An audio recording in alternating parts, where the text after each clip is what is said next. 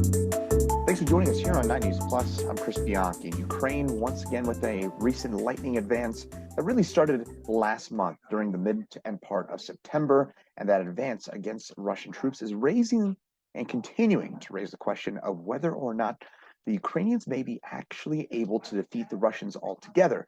But there's also the question of what retaliation the Russians could have. And we saw some signs of that back on Monday, October the 10th, when there was a lot in the way of rocket and missile strikes against Ukraine from the Russians, and that led to at least 14 fatalities amongst Ukrainian citizens.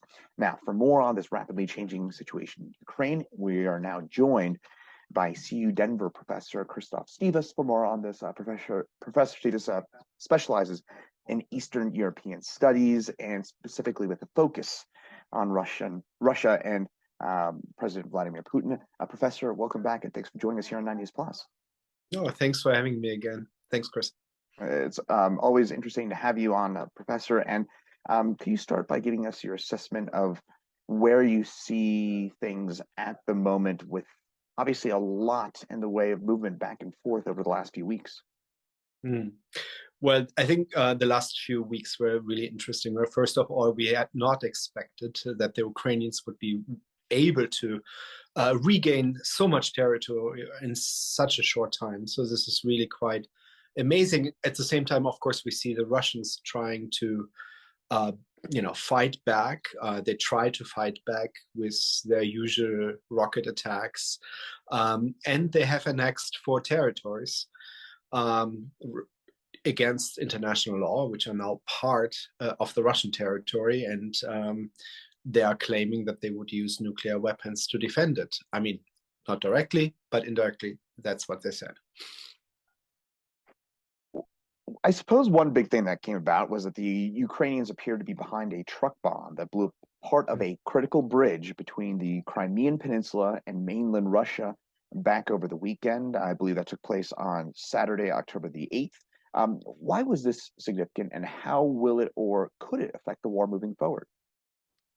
Well, it's significant for 2 main reasons. One is a strategic reason that major supply is coming from Crimea to the southeastern front of Ukraine. So this is important for the Russian military. Sorry, but it's also a prestigious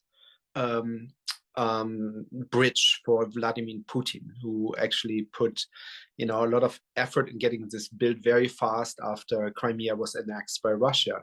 So it's actually also a major blow to Vladimir Putin. The timing is also just perfect when you think about it, because Vladimir Putin had just turned 70, and this was essentially his birthday gift from the Ukrainians. Interesting indeed. And the Russians, maybe with that kind of almost a direct threat to Putin personally, as you mentioned there, they retaliated pretty sharply back on Monday with widespread missile strikes against Ukrainian cities. I can't spit that out.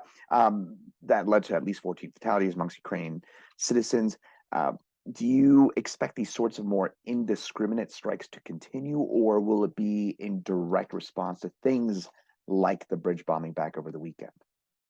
No, I think these indiscriminate bombings will continue as long as the Russians can keep up. I mean, there are military insiders who already say Russia is slowly running out of these missiles, especially the ones that are more precise. But so we will see. But I don't think that Russia can, for months and months and months, continue with this. It has to very quickly find a solution here, and the solution would be negotiations. And then some people say these missile strikes are actually preparing the ground for Russia now, saying they are willing to negotiate. But if the Ukrainians are willing at this point to negotiate, it's very unclear. Interesting indeed. And perhaps one thing that may lead to negotiations, I suppose, could be the fact that there may be some growing discontent within Russia itself. I'm going to ask your opinion about that, perhaps within mine, in the last few weeks, that there's been a call-up of Russian reservists, including about 300,000 men with military past experience, Professor. Yeah, last time we talked about the possibility of a general mobilization, and I said that's very unlikely because then in the major cities, Putin will face resistance from mainly the middle class. And sure enough, he did not call for a general mobilization. It's like only a partial mobilization. And the hope is, of course, that you can still find people in the rural areas, which are generally pro-Putin, they're Putin-friendly, and who are not really politically mobilized that much.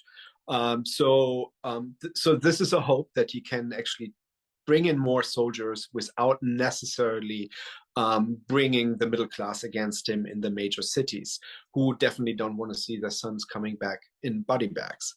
On the other hand, Putin is also facing a lot of nationalistic backlash. There are strong voices, actually within even his inner circles, who call for a stronger reaction, who actually call for the use of nuclear weapons to finally bring Ukraine to defeat. And the question is, which side will Putin actually listen to? Well, I suppose we can transition into the big question that's been overhanging many of us here in America and throughout the Western world over the last few weeks, which is some nuclear saber rattling, I think is the best way to put it. You mentioned at the start here that Putin has not directly, but certainly implied the potential of using nuclear weapons. How realistic do you think that possibility is?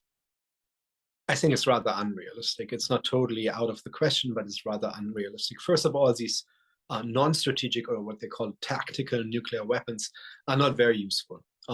You might shock and awe, but I think the Ukrainians have shown that shock and awe doesn't really work with them. But at the same time, he would not necessarily get the victories on the battlefield with tactical nuclear weapons that he wants.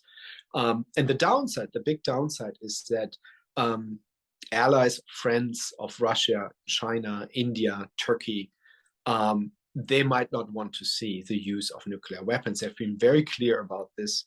And if Putin loses the support of these strategic countries, especially China, but also India, that is not going to go well for him, because that is further going to put pressure on his economy, which is already in a bad shape.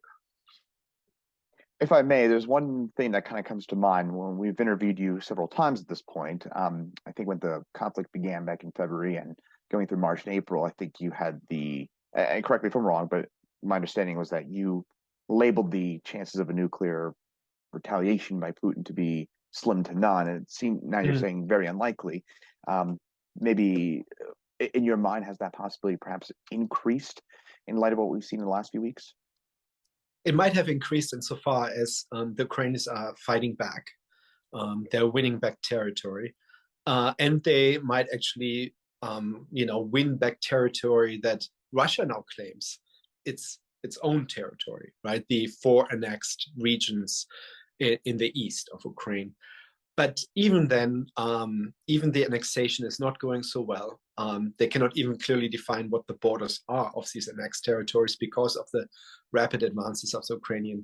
So I don't think that this has necessarily changed at this point. I see that Putin is under more pressure, but he is reacting to this nationalistic pressure how he has always reacted to domestic critique and opposition.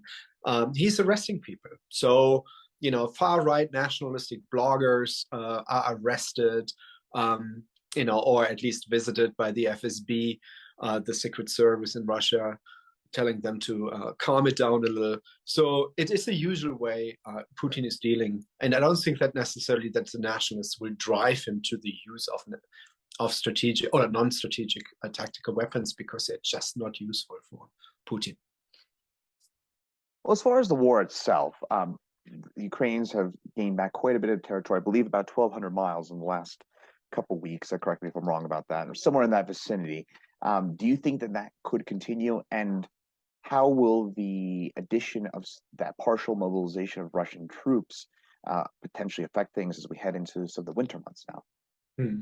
I don't think that the partial mobilization will help Russia much, because keep in mind, there are 300,000 people, most of them without any military background, not much of experience. They have to be trained. They have to be put in clothes. And right now, we already see them to have to buy on their own their boots and their clothes and to stay warm in the winter. And of course, they have to be armed. But Russia is slowly running out of stocks in terms of in arms, and they also need officers. And the Ukrainians have hit lots of took out a lot of these officers. So there's a clear lack of experienced soldiers to lead these new conscripts into battle. And I don't see that the 300,000 will make a difference. I mean, if you throw in like 1 million or 2 million people, then that might make a difference. In the same way, like in World War II, the Russians, were able to defeat the German army simply because by throwing this huge amount of men, like of soldiers, on them. But that would be the only. I don't think that is something that Putin will do. Now, as far as the Ukrainians go, it all depends on how much more support do they get from the West. They definitely need more weapons. They need tanks, which the West so far has been very hesitant to supply. They need anti-aircraft or anti-missile weapons to defend their crucial infrastructure and big cities. So it all depends a little bit on the West, and the Western support depends on how hard the winter will get, especially in Europe, because we are facing now a major gas shortage because this pipeline has been hit, and Russia does not want to supply gas anymore to Europe. That's a clear way to put economic pressure on the Western alliance. So it's a bit unclear, but I'm somewhat hopeful that the West will continue supplying weapons that the Ukrainians needs to fight back the Russians at this point. I must say, just observing and what you're saying here, Professor, it sounds like a pretty dire situation for the Russians. Am I wrong about that? It's not a good situation. That's probably not what. No, that's right. It's most definitely not what they had anticipated in February when they invaded Ukraine. They thought it would be easy. They thought it would be another Crimea, right? Where like, a few dozens or hundreds of Russian troops made the difference. This is definitely not going their way. They also did not ever expect the West to stay united.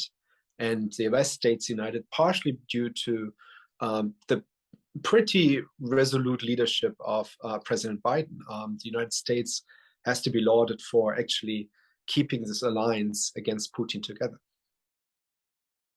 Speaking of President Biden in the U.S., and without perhaps sounding ignorant, but for our American audience, obviously a largely American audience will be watching this, how could the past few weeks and what may come up here in the next few weeks, how could this directly or indirectly affect us here in the United States in the next few weeks? Well, it has already, right? I mean, when you go, every time you drive your car to, unless you have an electric car, but every time you drive your car to the gas station, you see it. So you are hit by that. The inflation is partially an outcome of course, all the money that we put during the COVID crisis into the economy, which is now, bubbling around there. But then on top, of course, you have the increase in energy prices, which further drive up inflation. So you have seen, inflation rising. We see a global economic downturn, and that is, of course, affecting the United States, maybe less so than some of the European countries, which are more dependent on exports, but still, the United States is also suffering economically. So clearly, this war has, has had its impact on the well-being of Americans. Forgot to unmute myself there. Final question, one I always kind of try to end things on here, is how do you potentially see this coming to an end? And if so, do you see that happening in a certain time span? Well, like back then in February, I said it's most likely only going to end when Putin is toppled from power. And I still stand to that. It's just not very likely, I think. I don't see it. I don't foresee it.